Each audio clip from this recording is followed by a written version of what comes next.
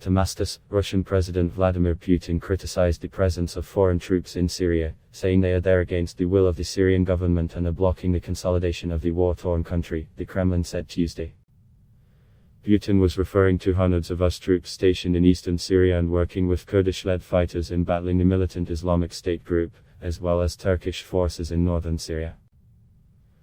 Speaking during a rare meeting in Moscow on Monday night with his Syrian counterpart Bashar Assad, he said the presence of the foreigners is illegal because they don't have permission to be there from the United Nations or Syria's government. Russia joined Syria's 10-year conflict in September 2015, when the Syrian military appeared close to collapse, and has since helped in tipping the balance of power in favor of Assad, whose forces now control much of the country. Hundreds of Russian troops are deployed across Syria, and they also have a military airbase along Syria's Mediterranean coast. Assad has rarely made trips abroad in the past decade since Syria's conflict began, except to visit key allies Russia and Iran. Assad and Putin discussed cooperation between their armies and ways to continue operations to gain control of the last rebel-held areas in Syria, state media in Damascus reported. Putin later announced he was going into self-isolation because of coronavirus cases in his inner circle. Assad and his wife tested positive to coronavirus in March, and recovered 3 weeks later. It was the first meeting between the two allies since they held a summit in the Syrian capital in January last year. The two also met in the Black Sea resort of Sochi in 2017 and in Moscow in 2015.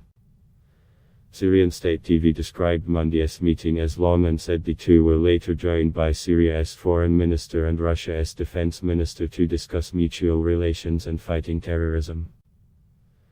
This clearly violates international law and doesn't allow you to make maximum efforts to consolidate the country, Putin was quoted as telling Assad about the foreign forces, according to a statement released by the Kremlin.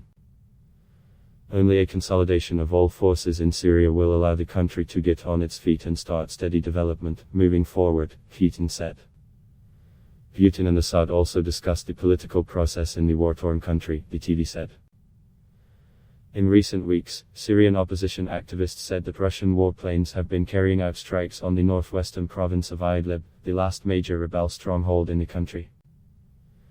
The region is home to some 4 million people, many of them internally displaced by the conflict. Last week, a Russian negotiated ceasefire deal went into effect to end a government siege and intense fighting in the southern city of Deraa. The deal brought areas held by the rebels in the city under government control for the first time since 2013. We have the intention in Syria as a government and institutions to move in parallel between the liberation of land and the political process, the TV also quoted Assad as saying.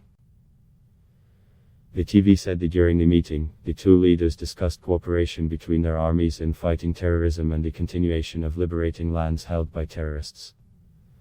Assad's government refers to all armed opposition groups as terrorists. The Russian president said our joint efforts have liberated the main, overwhelming territory of the Syrian Republic. Speaking to Assad, Putin added that the terrorists have suffered very serious, significant damage, and the Syrian government, headed by EU, controls 90% of the territory. In Geneva, a team of UN investigators gave a strikingly different view of the situation.